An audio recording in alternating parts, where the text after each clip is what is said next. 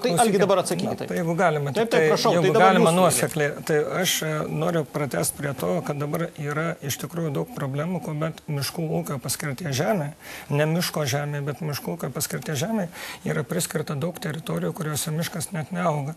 Ir ten negalima jokia veikla, įstatymai traktuoja, kad ten yra niekas neleidžiama apart grybų ir medžio auginimo.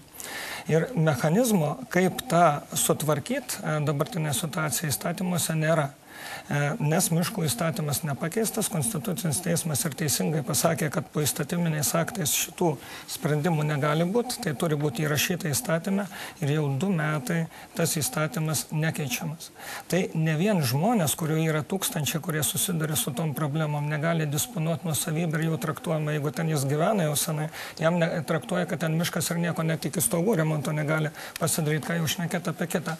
Antras dalykas, Rūta, ir reikia pašnekėti, kad kartu vykdomas valstybinio lygio sabotažas, nes ne privatiems savininkam, bet valstybiniam infrastruktūriniam projektam, Litpolinkui, Rail Baltica, dujotiekiam ir kitiem, dabar negalima jų vykdyti, nors finansavimas patvirtintas jau 2 metai ir 100 milijonų, palaukit, 100 milijonų litų. Gerai, bet esame pasakyti trumpai. Negali vykdyti šitų projektų, nes miško paskirties žemės nėra mechanizmų, kaip pakeisti kitą paskirtį, kad galėtų būti. Susirūpino Lietuvos energetinė nepriklausomybė. Čia jau yra, taip, čia jau geriau negu karvės ganyti miškuose ir teisė. Karvės Tansikienė išvedė iš Kuršių Nerijos paskutinę ir dabar tuo džiaugiasi, nors šernų. Aš labai atsiprašysiu. Mes neprieštaraujame. Jeigu yra žemės naudmenys miške, atidalinimui nieks. Tai gerai, bet ten įrašyta visoms valdoms 250 tūkstančių ir be jokių išlygų. Turim telefonų Joną Ramoną, Seimo narį. Labas vakaras. Čia geras. Labas vakaras. Pone Ramonai, karštai kalbam apie miškų įstatymą. Jūs taip pat esat pasisakęs, kad tai, kas vyksta viešoje erdvėje, yra demagogija ir pataisų esmė, kurias Seimas ketina priimti, yra palengvinti gyvenimą ūkininkų ir palengvinti gyvenimą miško savininkams. Čia jūsų žodžiai. Aš čia nežinau, kas bereikės pridėti, aš tik tai truputėlį girdėjau, ką Gaižutis sakė, aš jam 100% pritariu. Jeigu Lietuva, kaip nepriklausoma valstybė, ėjom iš komunistinės santvarkos į tą, kurią mes dabar turim, į nepriklausomą valstybę, ir eidami su sąjūdžiu, visi deklaravome, kad tik privati nuosavybė aplamai kaip tokia yra gyvenimo variklis, o komunistų santvarka valdydama viską visuomeniniais pagrindais yra atgyvenus ir mes ją pakeitėm, o dabar kai kurie žmonės deklaruoja, kad privati nuosavybė, kas ir Konstitucijoje parašyta, yra Konstitucijoje parašyta, kad šventas dalykas, kad privati dabar kai kurie žmonės deklaruoja yra blogai, tai reikia atimti, leiskit pabaigsiu. Tai tada reikia aiškiai pasakyti, tai tuos savininkus iš jų reikia atimti, juos reikia šaudyti ir vežti į Sibirą. Ta darė Stalinas, Berija ir visi. Gerai, dėkui Jonui Ramonui, Seimo nariui, ačiū už jūsų poziciją. Du dalykus. Kiek Ramonas turi miško sklypų ir kiek ar jisai viešus ir privačius interesus deklaravo prieš keldamas ranką už šitą įstatymą. Kitas dalykas, ponui Ramonui, jisai su savo samprata kapitalizmo įstrigo kažkur tai 17 amžiui. Šventas, nežinau, nebent yra popiežius, o nuosavybė tikrai šiuo atveju nėra šventa. Staptelkim. Yra visuomenės interesas. Išsyk po trumpos reklamos mes pratęsim karštą vakarą. Likit su Baltijos televizija, aptariam miškų situaciją. Rytoj Seime bus svarstomas miškų įstatymas. Grįžtam į karštą vakarą. Priminsiu, šiandien kalbam apie miškus. Ar miškai netaps kolektyviniais sodais? Priėmus miškų įstatymo pataisas kartu su mumis Rūta Janutienė, Algis Gaižutis bei profesorius Romualdas Juknys.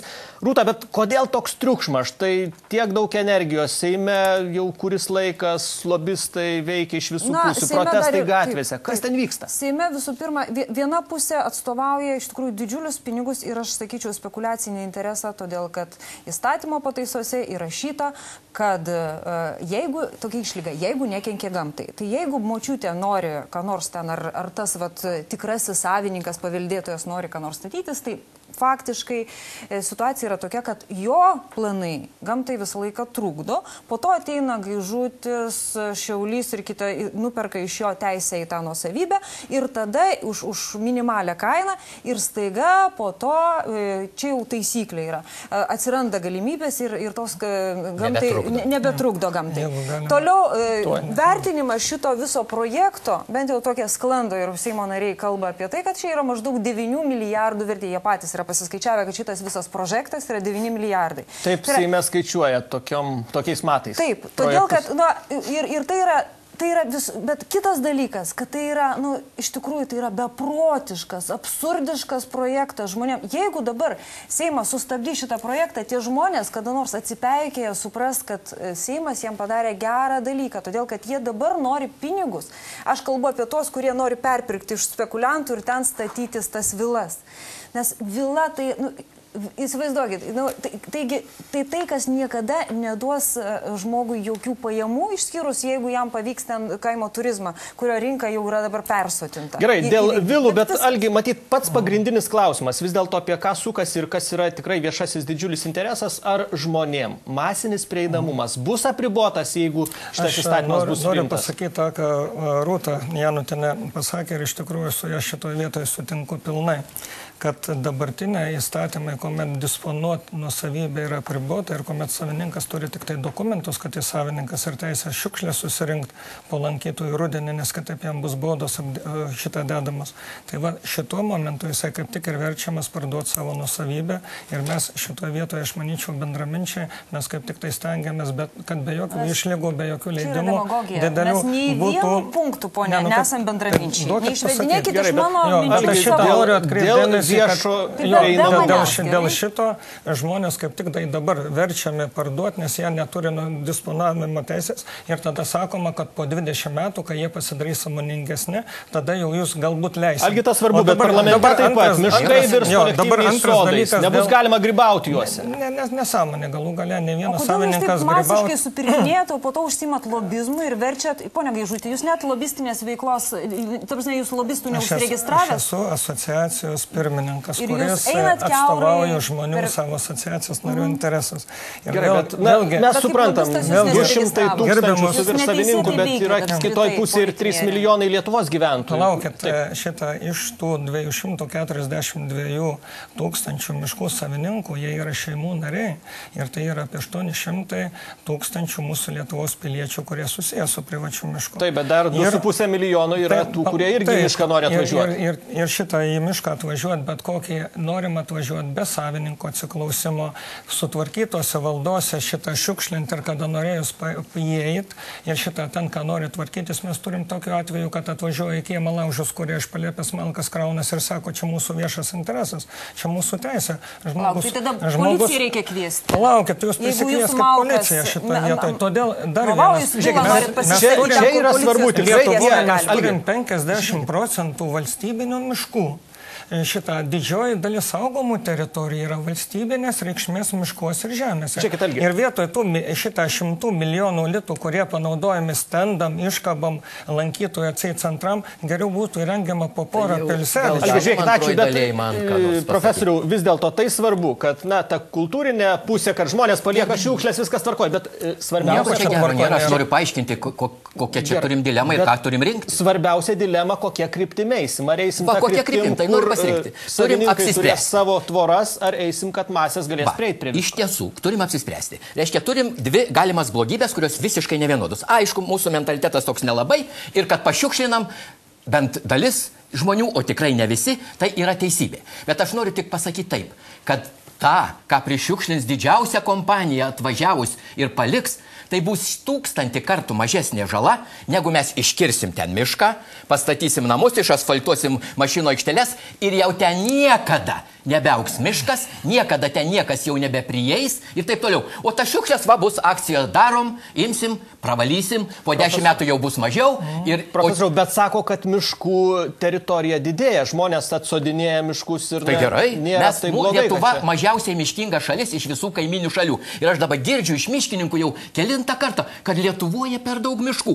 Mūsų nacionalinėje strategijoje numatyta, miškingumas turi būti 35%. Dabar tik 31 yra. Tai mes neprevytumėm vis tiek nei Latvijos, nei Estijos, nei Baltarusijos, bet vis tiek jau miškingumas būtų, kuris maždaug užtikrina kraštovaizdžio stabilumą. Gerai, žmonių interesų. Rūta, kokia kryptis jūsų požiūriu rytoj laimės? Ar ta privataus intereso stiprinimo, ar masinio intereso, viešo intereso? Aš bijau burti, mes tiesiog su kolega paskaičiavom, kad 141 Seimo nariui tenka 181 miško sklypas, ten yra tokia jų deklaracijose pozicija. Tai sklypininkų ten yra virš 80, tai yra faktiškai kvorumas ne tik tai priimti šitą įstatymą, bet ir nuversti prezidentės veto. Ir visi tie sklypininkai, jeigu jie būtų padorų žmonės ir paisytų įstatymų, jie nedalyvautų balsuojant ir paliktų tai nuspręsti žmonėm, kurie neturi privataus intereso. Bet panašu šitai rytoj neįvyks. Algi, tai jūsų vis dėlto apibendrinimas, tai kaip jūs matot kryptį, kurie reiktų judėti toliau? Aš norėčiau pasakyti, kad svarstymas šito įstatymo išryškėjo priešpriešą tarp dviejų pusių. Viena, kurią labai stipriai palaiko dabartiniai ekokratai, tai kad yra draust, neleisti ir saugot gamtą nuo žmogaus. Ta labai stipriai tokie kaip profesorius Romas Juknys. Ir dabar įsijungusi Rūta Janutienė. Ir iš kitos pusės... Jūs iš Marso, ne žmogus. Iš kitos pusės žmonės, kurie... Iš gamtos. Duokit pasakyti. Ir iš kitos pusės žmonės, kurie galvoja ir įsitikinę, kad gamtą reikia naudoti saikingai, tausojančiai žmogaus ir valstybės labui. Ir kad savininkas, jisai galėtų realizuoti savo konstitucinės teisės. Ir todėl sakyti, kad miškų naikinama ar mažėja, yra absoliutus mitas ir absoliuti neteisybė. Jeigu išleisim tą džiną iš būdės, jūs sakote, kad žmonėms reikia leisti naudoti. Bet jūs matot, kas atsitiko su ežerais? Atsiprašau, profesor. Kaip atsitiko su ežerais? Jūsgi matot, irgi buvo intencijos geros, bet išsigimė į tą, kad nei vienas Vilnietis prie artimo ežero neprieina. Įstatymai yra, bet jeigu neužtikrinama įstatymų institucijos, kad jų būtų laikomasi, tai tu gali priiminėti bet kokius įstatymus. Aš visada sakau, jeigu žiūrėti tokį vienetinį atvejį, tai reikia uždrausti visiems važinėti automobiliais, nes kiekvieną dieną prisigeria ir užmuša žmonės, savininkai žmonių neužmušinė. O aš noriu vieną dalyką vis dėlto pasakyti viešai. Nuo pokario laikų, kuomet nuosavybę atstatinėjome iki dabar, Lietuvos teritorijoje miškingumas padidėjo 1 100 000 hektarų. Tai nėra taip blogai nori. Kirto miškus masiškai, kad išvegės. Nesąmonė sako. Dabar milijonai hektarų turime miško, tai reiškia išeitų, kad padidėjo dvigubai beveik. Tai kam čia elgi šnekėti? Buvo tada 21%, dabar 31%. 33 dabar. Tai kam čia šnekėti? Bet tas vis tiek nereiškia, kad to per daug. Bet aš noriu žmonėm, žiūrėdamas į akis, pasakyti, gerbiamieji, nesiduokit klaidinami. Viskas, miškas yra miškas ir niekas neriboja dabar jokie įstatymai jo naudojimo. Kada miškotvarkos yra projektas, žinai, kiek gali kirsti, žinai kiek ir taip toliau, bet negali jo naikinti, vat ką dabar riboja. Gerai, ir mes stengsimės, kad to ir nebūtų. Pabaigai Delfi skaitytojų apklausa. Delfi skaitytojai taip pat šiandien galėjo atsakyti klausimą, kaip jie mano, ar reikia leisti statyti namus privačiuose miškuose. Ir kol kas laimi ne pusė, ne apsisprendimas, 58%, 40% sako taip. Tad ačiū Jums, dėkui, kad atvykote į mūsų diskusiją. Rūta Janutienė, Algis Gaižutis bei profesorius Romas Juknys iš Kauno. Ačiū, kad šią laidą žiūrėjote. Iki rytojaus be 8:30 vakare.